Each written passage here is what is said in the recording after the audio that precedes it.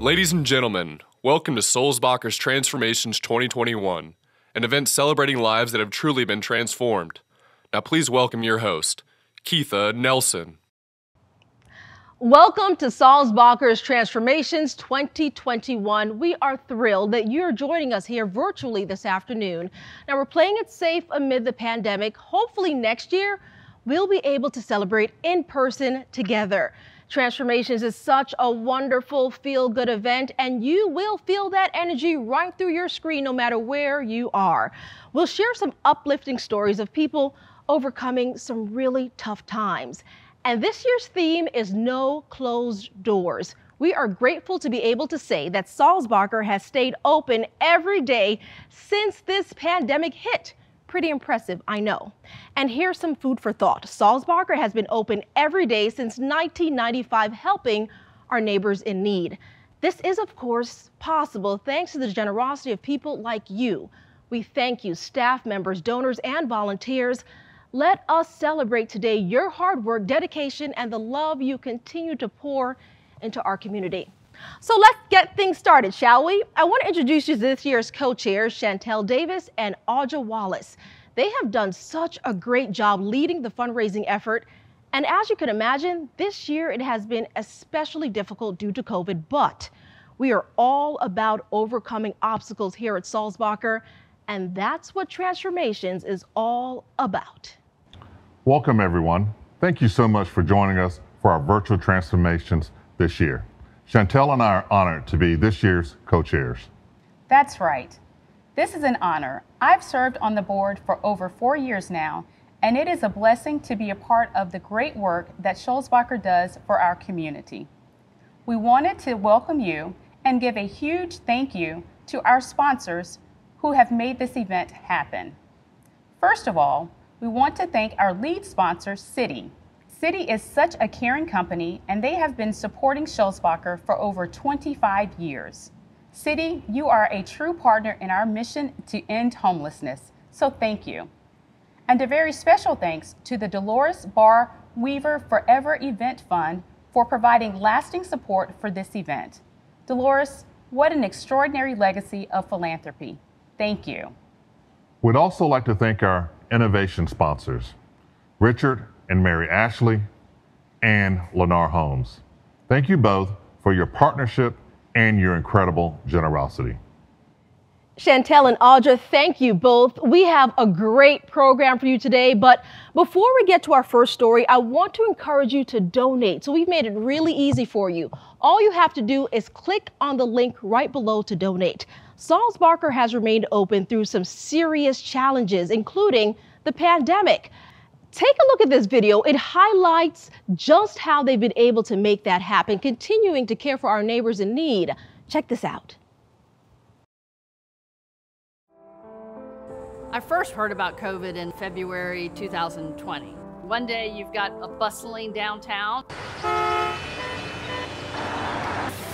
and the next day it's like a wasteland. I mean, there's nobody downtown. It was shocking.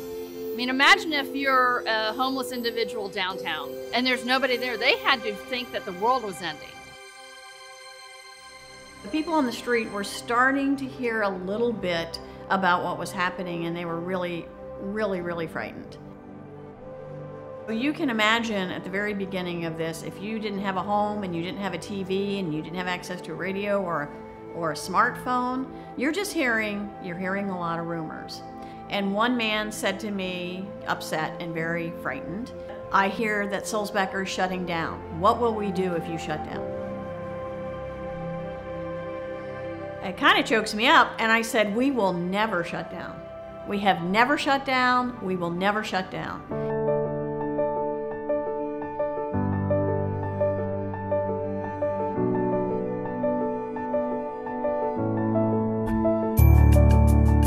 No doubt about it, this has been the most challenging 18 months in the history of our agency.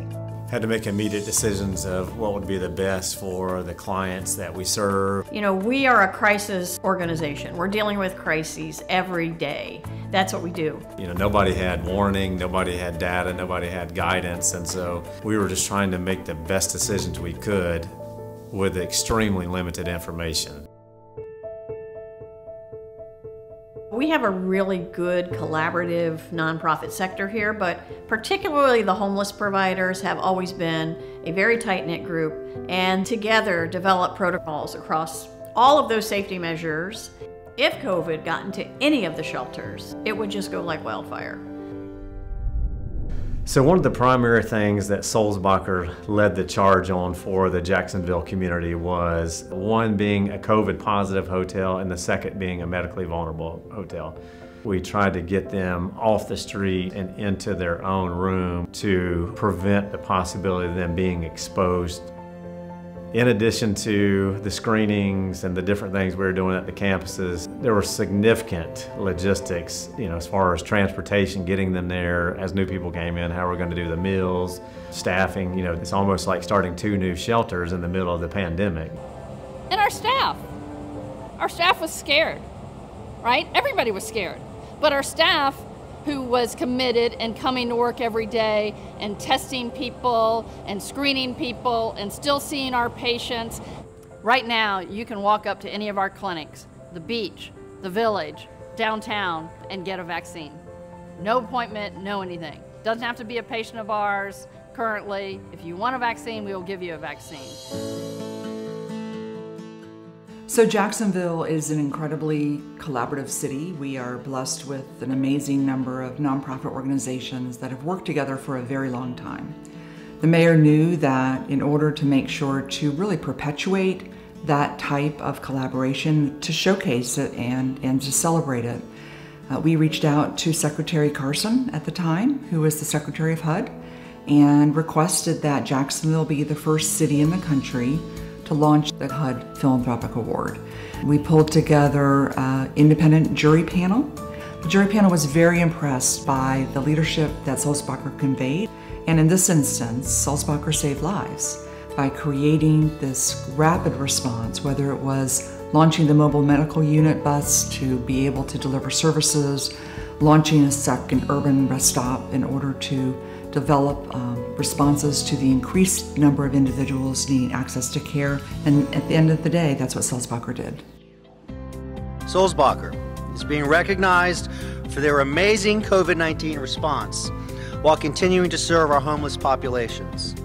They were selected because of their multi-pronged strategic approach in response to the pandemic, which stemmed the spread of the virus among our community's most vulnerable. Cindy, it's a pleasure and honor. Please come forward.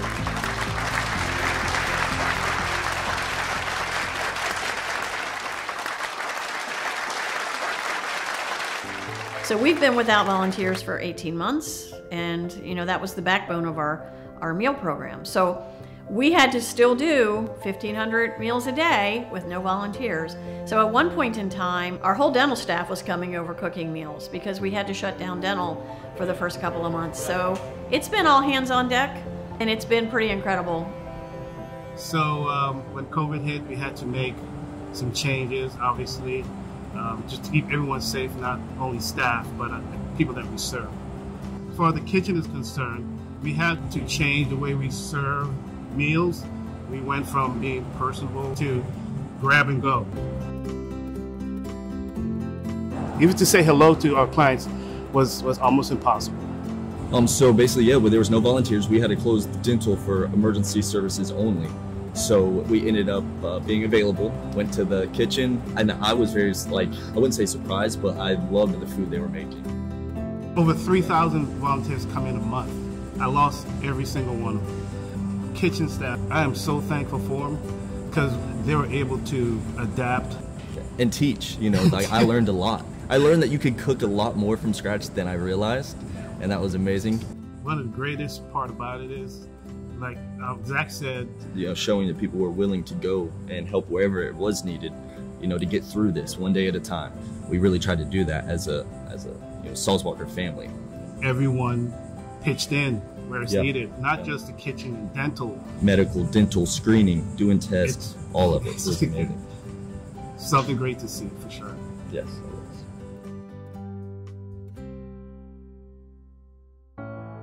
So we're set up in one of our partners in City Rescue in their back lot, and we're with UF Health, and across the street there's a homeless male in crisis.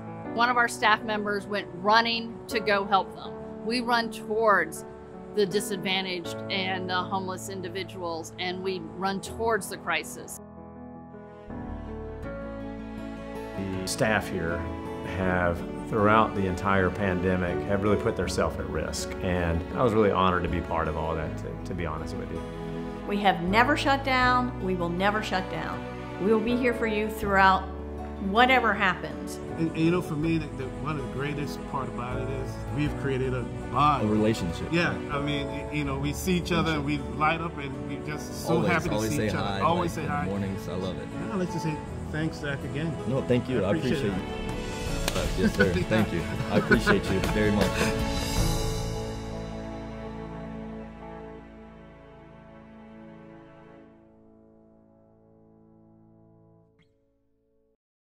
Hello everyone, my name is Darnell Smith and I am the chair of Sulzbacher's board, and I'm here with Sulzbacher's president and CEO, Cindy Funkhauser. Hello Cindy. Hello Darnell. And it is great to see you today. It is great to see you also. Thank you for being here today to help us celebrate this amazing event. I got to tell you, I wouldn't miss it. You know, Cindy, seeing that video and everything that you and your staff have done this past year and a half, it's really an amazing thing to see how you all have continued to take care of people through this crisis, and it's ongoing, quite frankly. We don't know how long it will continue like this. I was moved by every aspect of that video. But a moment in the video, especially with Zach and Calvin and how they came together and worked to make certain that we were taking care of people, it demonstrated teamwork, commitment, and sacrifice. It was amazing.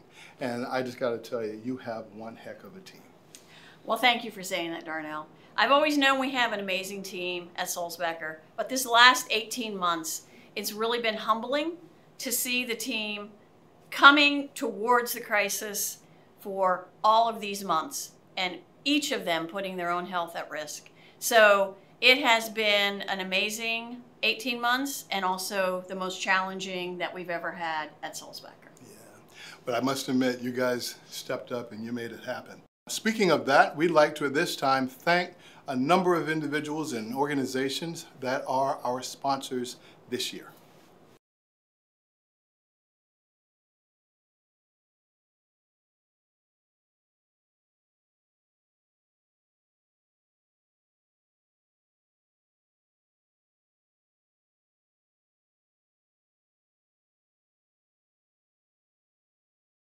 Thank you all so much for your partnership.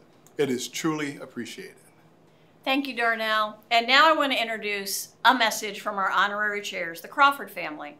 Tony and Andy Crawford and Tricia and Jim Canan have all been great partners to Sulzbacher for many, many years.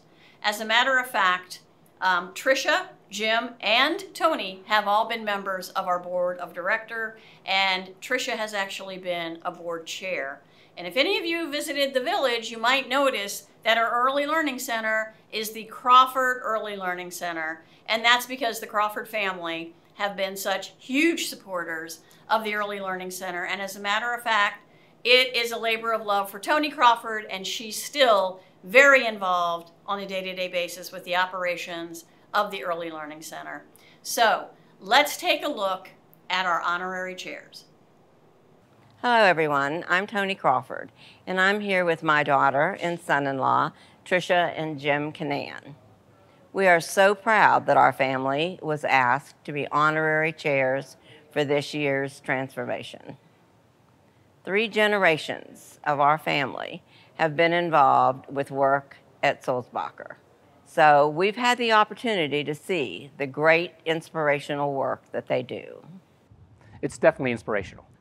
Tricia and I had the privilege to serve a combined 15 years on the board of directors, so we saw a lot of it firsthand.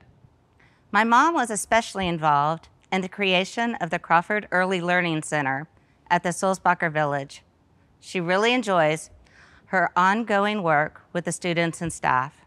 Mom, I know it's so rewarding for you. So now I'd like to introduce a performance from the preschool class at the Crawford Early Learning Center.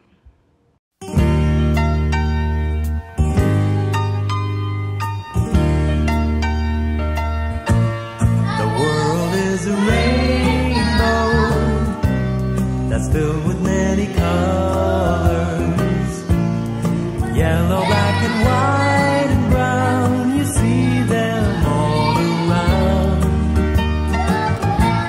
The world is a rainbow with many kinds of people. It takes all kinds of people to make the world go round. Now you be you and I'll be me. That's the way we were meant to be. But the world is a mixing cup. Just look what happens when you stir it up.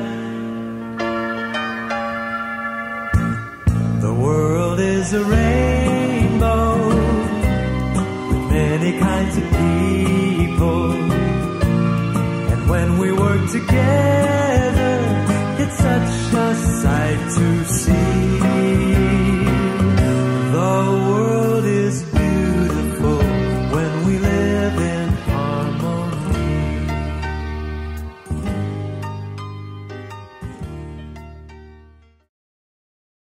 Oh, I'm impressed. Keep in mind, those are preschoolers. They did an amazing job.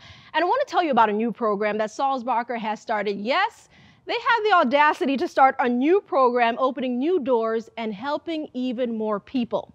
So the Mental Health Offender Program targets those who are most in need of help. Take a look.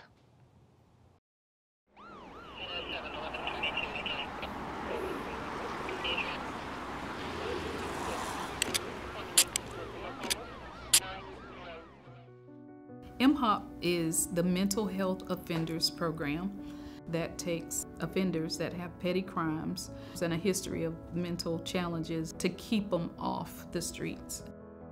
There are people that are put in jail primarily because they're acting out as a result of their untreated mental illness. They're not dangerous, typically. They're not a problem to society other than they commit what we consider nuisance crimes. They cause a problem to your business and to your customers. And it's very difficult to continue to operate under those circumstances, so you call the police. And the police come in and they arrest them and take them to jail.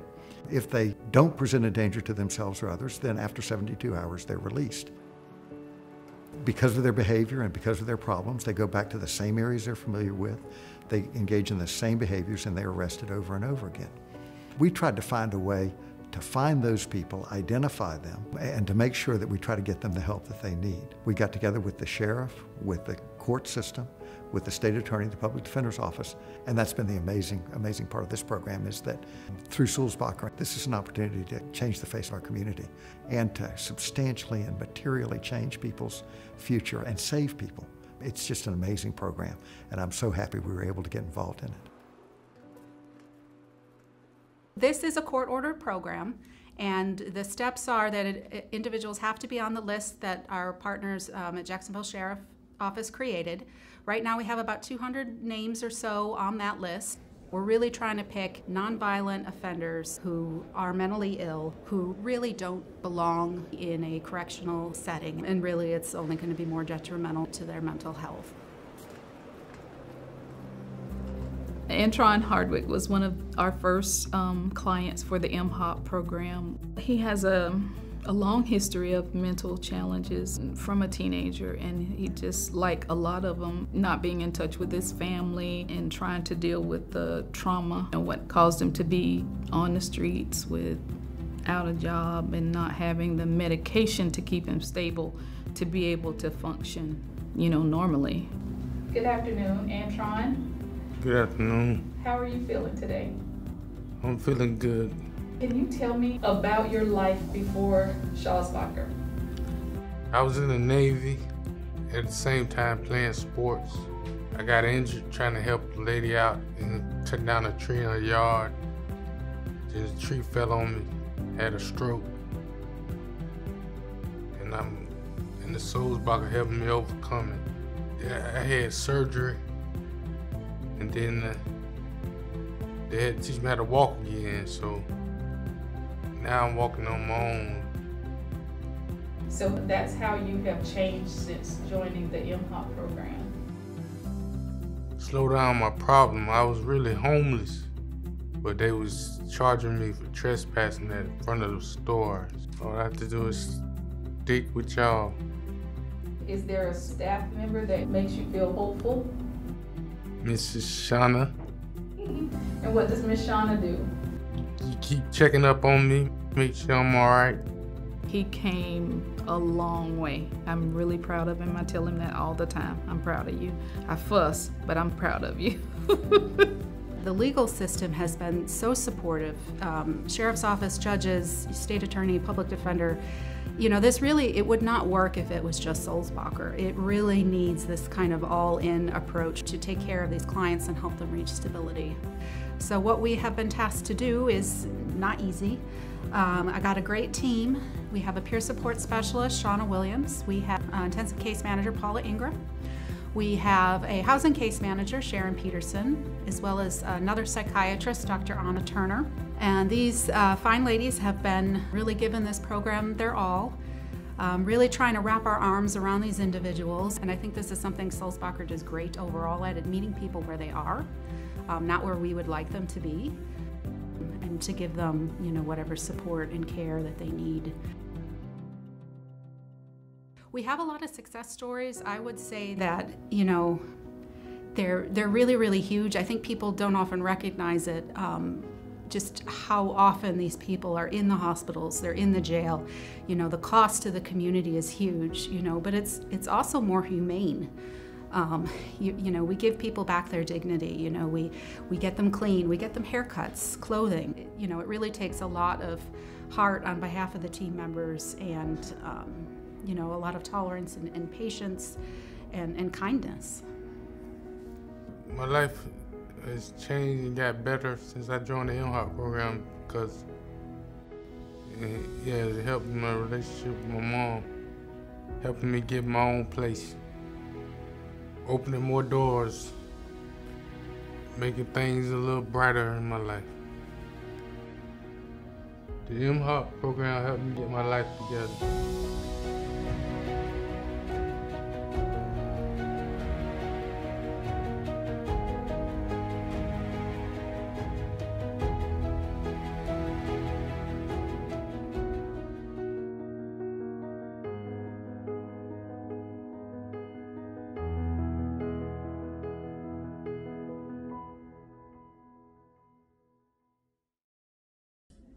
We've received more exciting news since recording Antron's story. Antron is just a few weeks away from moving into his own fully furnished tiny home community where he will continue to flourish. Good job, Antron. Welcome back, everyone. Joining us now is Sheriff Mike Williams as well as Councilman Ron Salem. I want to talk about this program. We just saw a video describing it in detail, but I want you to talk about the purpose behind this. It's so desperately needed. Keitha, interestingly, when Council President Hazuri became president a year and a half or so ago, he came to me and said, I want you to take a look at mental health in this community, identify a problem, and let's see if we can make inroads in it over the next year while I'm president. So I started asking around and determined that the jail was the primary mental health facility in the city. And we had so many inmates in there that had sometimes minor mental health problems, been arrested for a misdemeanor, and could be handled in a much more compassionate fashion if we could develop a program here in Jacksonville that had been developed in Miami and other cities. So I came to the sheriff and said, Sheriff, this appears to be our biggest problem here. Will you help me get this thing on board? I can get some money from the city. And he generously said, I'm on board and I'll bring some money to the table. And then we went to Judge Mahan, we went to Melissa Nelson, we went to Judge Kofer at the Public Defender's Office. Everybody said, this is the program. This is what we need to do. And we began meeting and started a pilot program, which is concluding as we speak. And we're hoping to make this a permanent program here in Jacksonville, Florida. Now, Councilman, we have seen this work in other places. That's why it's so exciting right now. We know it can work. And Sheriff Williams, you've seen the cycle inside of the jails. The jails are not set up to work with mental health patients. So how excited are you about this, and why exactly did you decide to jump on board? So, mental health has been a challenge for us, in our work, as you can imagine, for a long time. And so we've had lots of conversations over the years with different council people, and things just didn't seem to come together. This was a perfect storm. Councilman Salem kind of leading the charge, and Judge Mahan being on board, and the state attorney and the public defender. And so, everybody was like-minded and said, this is the time we need to do something. I think the compassion part of the equation is so important. These are minor misdemeanor offenses that really can be handled outside the criminal justice system, aside from the fact that, it impacts jail population, which impacts cost. I mean, so there are a lot of positives when you talk about, handling these cases a little differently. That's right. We're going to do it different in a compassionate way. Absolutely. Together. That's what it's all about, folks. That's what Transformations is all about.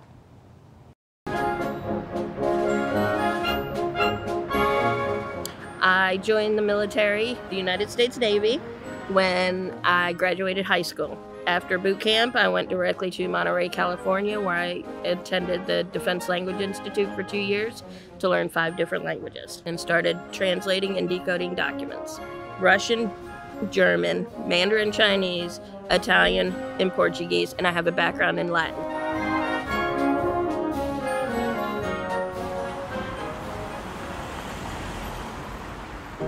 My name is Linda Yost, and I came to Sulzbacher in 2018 as a single homeless mother. I was very scared. I had just moved to a new city from a different state. I came to Jacksonville just to get away from that situation. First night, we slept in a Publix parking lot. I was in tears because I didn't know what I was going to do. A nice JSO officer, female JSO officer, I says, do you know where we can go? And she says, get in my car. We'll take you to Sulzbacher. And she dropped us off. We went in, scared to death, and we had someplace to lay our head. There is a veteran outreach program, part of Sulzbacher. Within 2 weeks, they got me and my son into our first home here. The reason I moved to Jacksonville was because I was leaving a very violent domestic violence situation. And it was either lose my son and potentially lose my life or leave. And we rode the bus from Nashville, Tennessee, all the way to Jacksonville. When I first met Miss Barbara Gilbert, she came to my house, she knocked on my door, and she's like, I'm your caseworker. It's like, okay, well, come on in. She's like, don't worry, we got this. She's like, we're gonna get through this together. So I met Linda the day she walked out of shelter, her and her son, and we fill it with belongings and furniture and cleaning supplies, and we move them into their first house. And I probably spent the rest of the day there. She probably would have cooked me dinner, and she'd had kitchen stuff unpacked at that time. Linda Yost, that I know, came to shelter as a victim, and now through the services and support, she's become a victor. She is a single mother. Her son Edward is her best friend. She is a domestic violence victim, survivor, veteran, a recently COVID survivor. She had the strength, the inner strength, that brought her to the Sulzbacher door of the shelter to ask for help. Miss Barbara never falters. She never gets mad at you if you fall off the wayside a little bit. If you have a problem, or if you're like, oh, I just can't pay my bills, I need to call Miss Barbara. She's not gonna be like, well, what the heck happened? She's gonna be like, well, let's get through this. We'll figure this out. We'll get it done. So what we've done in the journey since day one is take that strength and help her to discover that strength. And she has now become quite a powerful force. She is very proactive. She immediately got a job. She always works at least 2 jobs, full-time. The employers love her. They promote her. Has also become involved in the community. We start talking about things that my son liked, and I say rugby, and she's like, rugby? Really? It's like, yes, ma'am. And she's like, well, we got something for you guys to go do.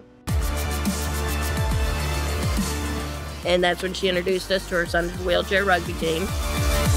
Both she and her son volunteer work with the Brooks Adaptive Wheelchair Rugby Team because her son used to be a field rugby player. And they work every tournament. Her son practices weekly. She's also become very much of an advocate due to the experiences she has been through. Last year, she received the Mayor's Citizen Award presented in a big ceremony by the sheriff because one day while at work, she connected to a woman who she could tell was in danger and was a domestic violence victim. Linda made some calls, got the police involved, and the police are crediting her with saving this woman's life and getting a batterer put in jail. So her past experiences have made her the person she is today.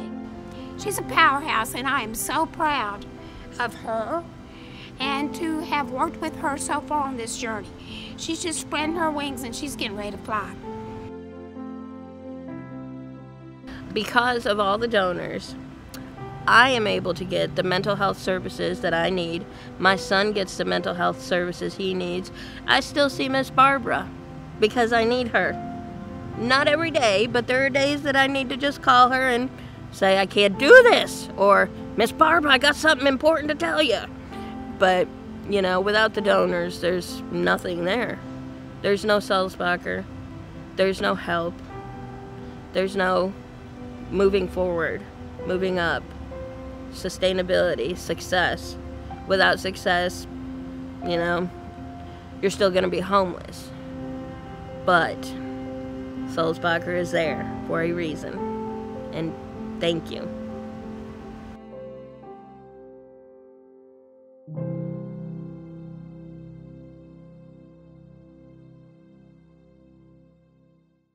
Sulzbacher and their programs are just amazing.